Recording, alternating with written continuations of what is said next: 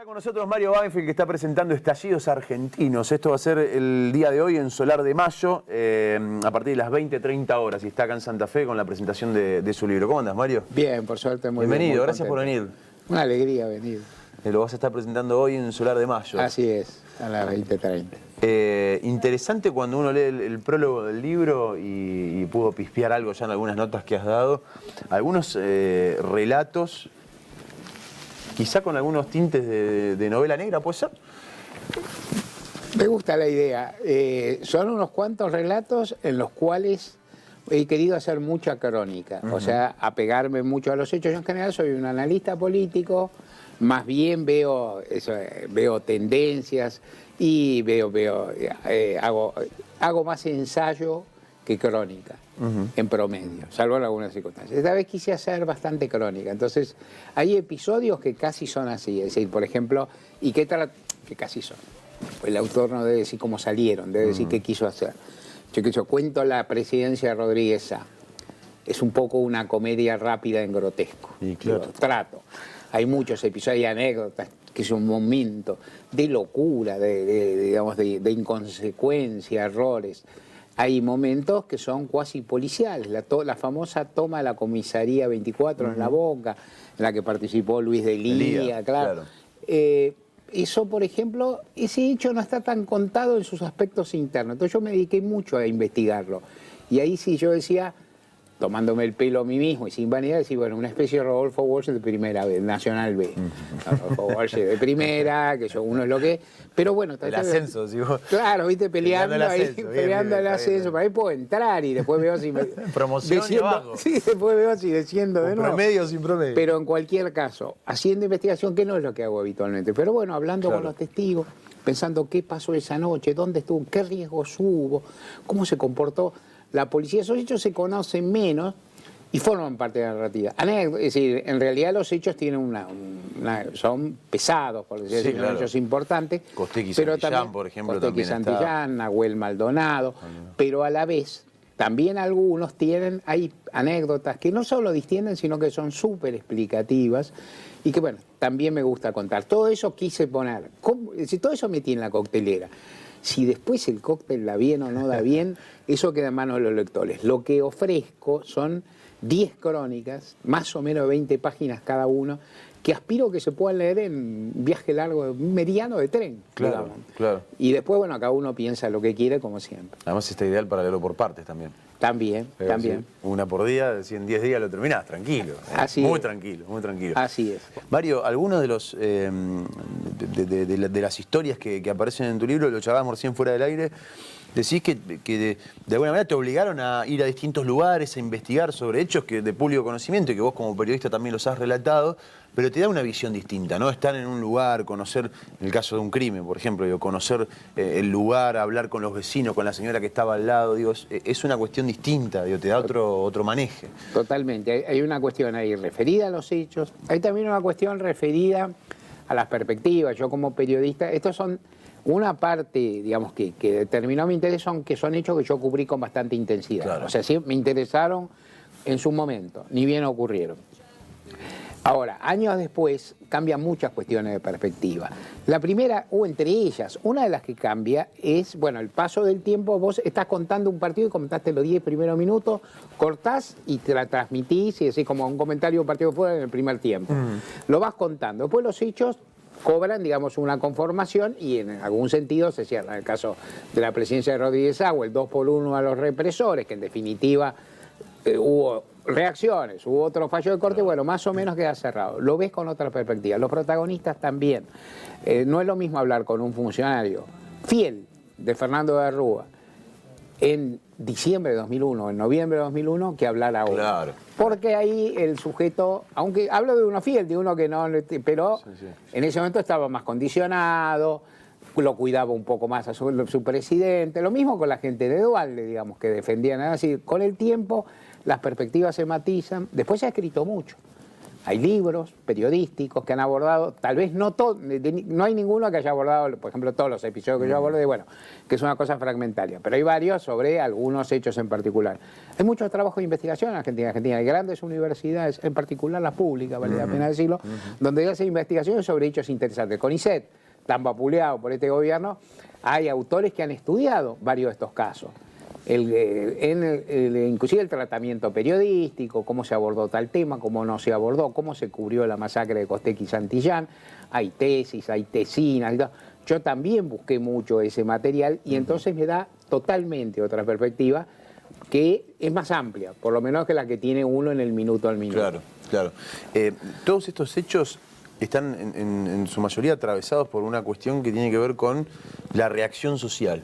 En el caso de Santiago Maldonado, Costec y Santillán, 2001, todos tienen de fondo una reacción social. Digo, ¿qué te motivó también a que esto esté unido? Está entrelazado, imagino, Sí, ¿no? sin duda. Siempre pensé, sin originalidad, digamos, no lo inventé yo, aprendí de otros, que la capacidad de movilización del pueblo argentino en general, la posibilidad de tomar el espacio público tan expandida, las organizaciones sociales, los sindicatos y demás, la herencia en cierta medida de los movimientos nacional populares, el peronismo en particular, de la izquierda, el sindicalismo, hay una capacidad de practicar lo que se llama, podría llamar democracia directa muy alta.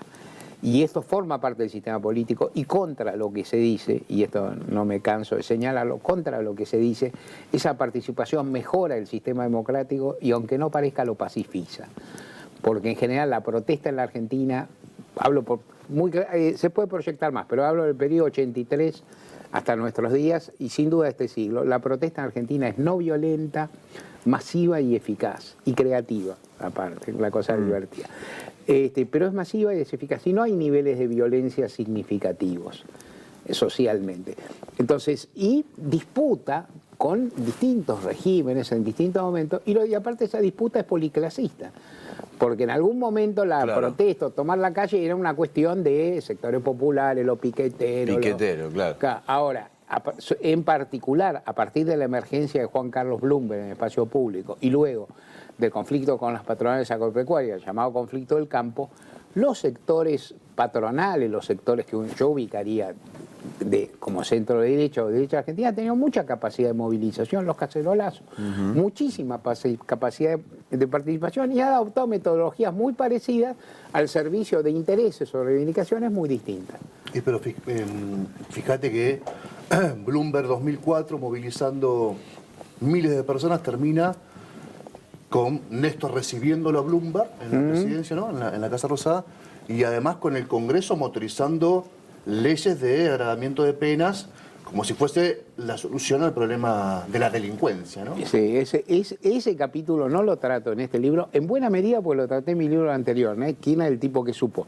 Y lo que cuento ahí, sin ser infidente, porque esto fue público, lo escribí en su momento, yo como periodista que era, como abogado que sigo siendo en algún recoveco de mi existencia, yo cuestioné mucho las leyes Bloomberg y tuve discusiones inclusive con el propio presidente Kirchner, que las justificaba en términos del riesgo que significaba para el sistema político y para su propia supervivencia esa revuelta de derecha en la que él le veía posibilidades, que las que luego se llamaban destituyentes, que esa palabra apareció en conflicto con el campo, ¿no?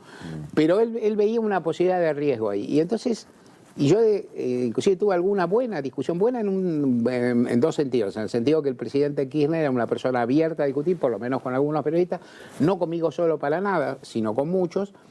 Y buena en el sentido que cada uno plantea su posición. Y en un momento, Kirchner me preguntaba crudamente, decía, ¿vos querés que me derroquen? O sea, él planteaba que se estaba en juego que lo derrocaran. Yo, francamente, no quería que lo derrocaran de ninguna manera, que lo derrocaran en 2004. No veía ese escenario con franqueza.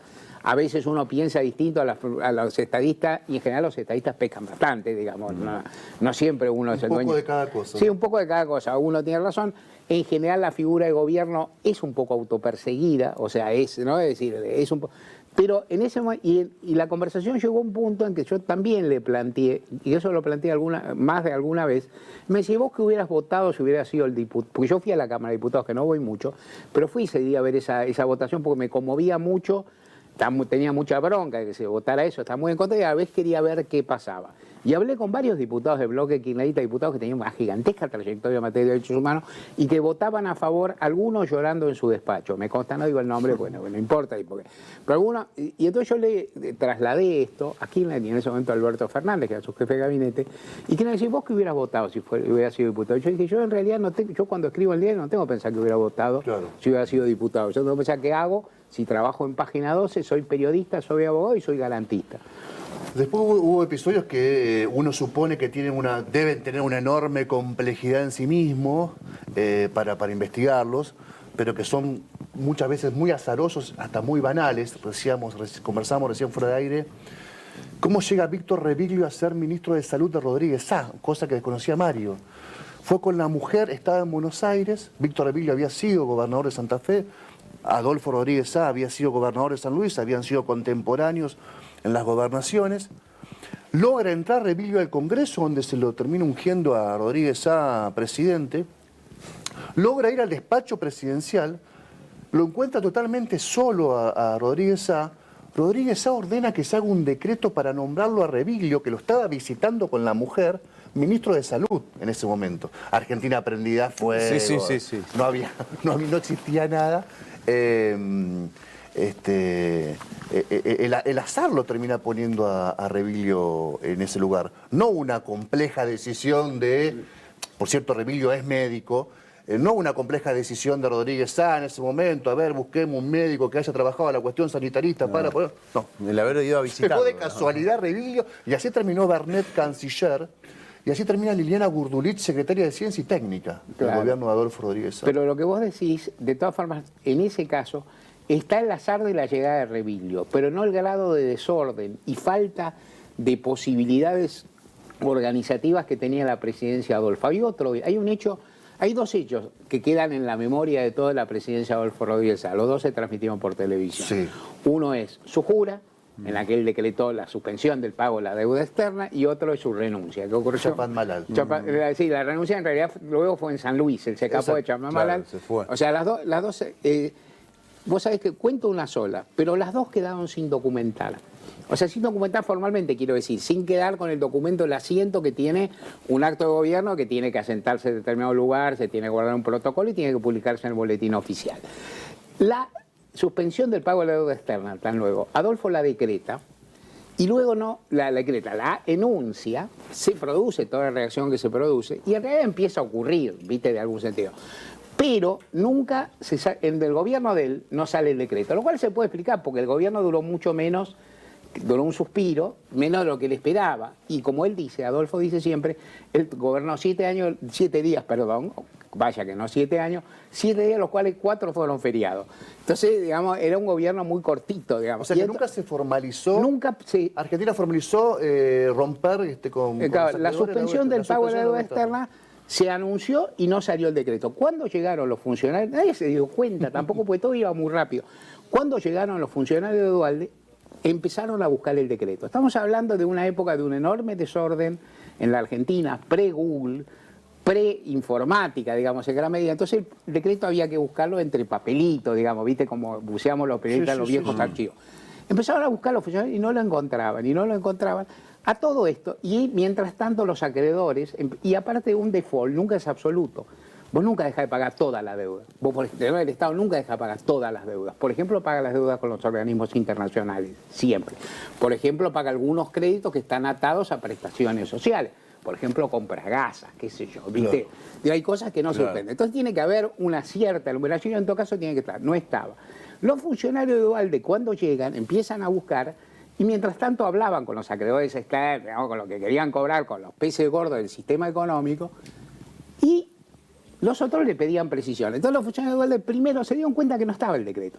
Entonces empezaron a decir, la declaración en principio está, porque el presidente, el titular del Poder Ejecutivo, lo anunció en la Asamblea Legislativa, hay un acta que es el acta taquigráfica de la sesión, algo está con eso.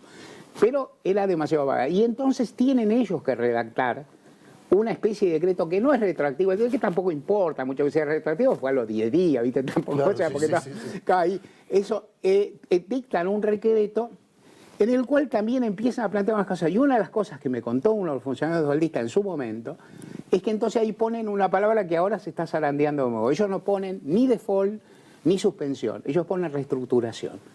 La gran palabra que usó Néstor Kirchner también, y el concepto que usó Néstor Kirchner, y la gran palabra o el concepto que, por ejemplo, ahora plantean tanto Alberto Fernández como Roberto Labaña, digamos, ¿no? Es decir, reestructuración. Ahora, vos sabés que en esa locura, esto es una... en esa locura, en ese momento a mí me lo contó algún funcionario dualdista. Yo me acordaba, uno te queda, volví a llamarlo ahora, hace un año, cuando escribí el libro, y él me decía, no fue así, ya no se acordaba. Yo le decía, sí fue así. Le decía, no.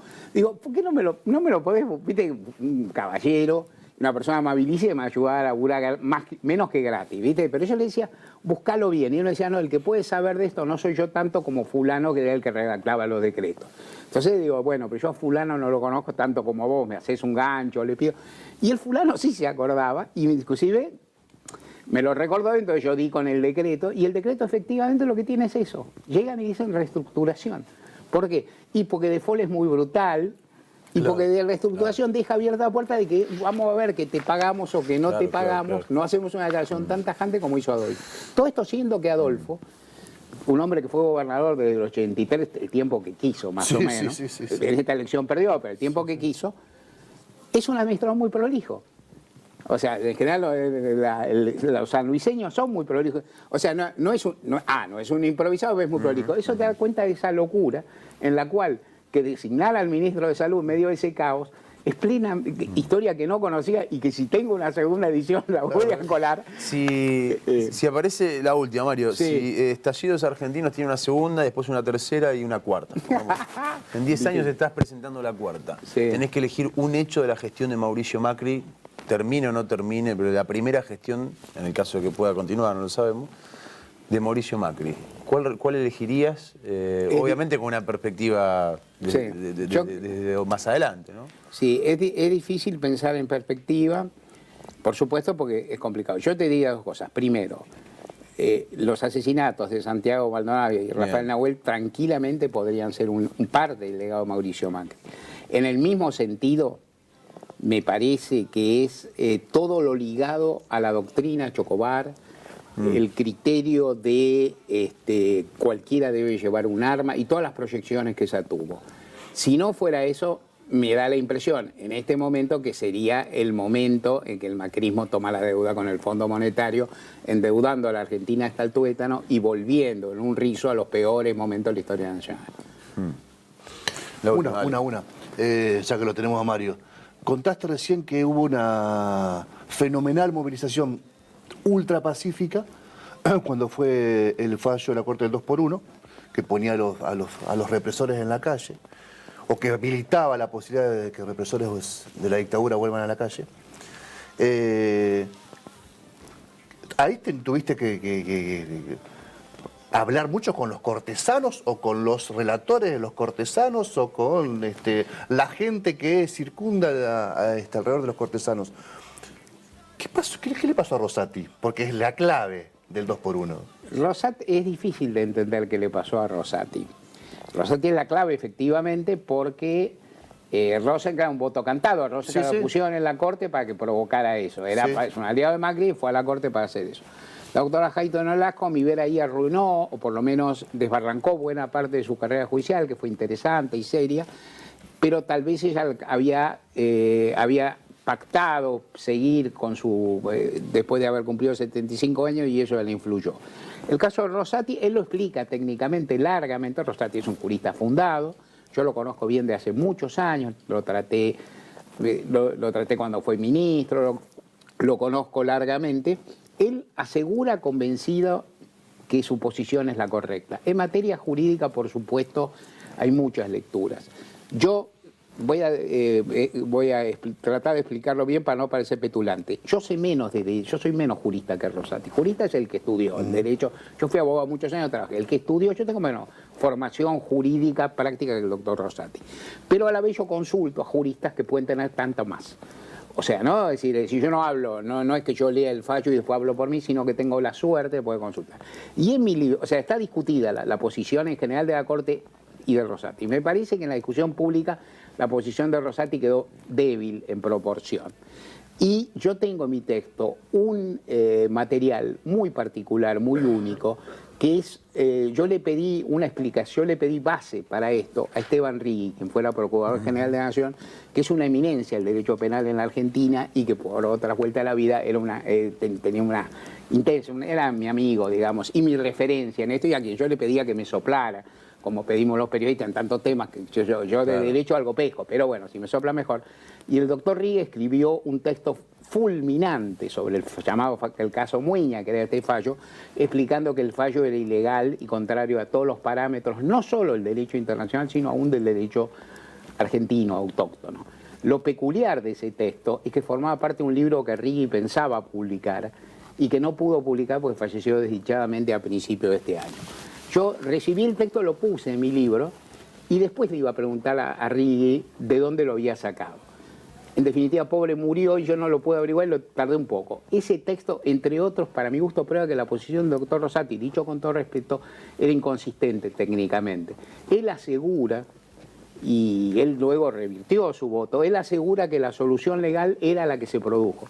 Rosati fue importante en un doble sentido. Primero, porque hizo mayoría, eran 3 contra 2, si él votaba de otro sentido no había. Segundo, porque él lo que dice el doctor Rosati también es que él marcó el camino institucional que se tomó. Tenía que haber una ley, no voy a entrar en tecnicismo, así y asá, para que la Corte pudiera modificar. Efectivamente esa ley se impulsó también en el tiempo récord de una semana y entonces cambió. Entonces el doctor Rosati dice, yo tenía razón. Mi impresión, dicha con el mayor respeto, el doctor Rosati no tenía razón en el inicio, que en definitiva la solución se reparó y el doctor Rosati sí que hizo un gran voto, digamos, en su segunda presencia, diciendo, yo en el voto anterior lo dije, lo cual es cierto. Esta noche, 20-30 horas en Solar de Mayo, se presenta Estallidos Argentinos. Gracias, Mario, por haber venido. Un gustazo tenerte. Un gusto haber estado acá.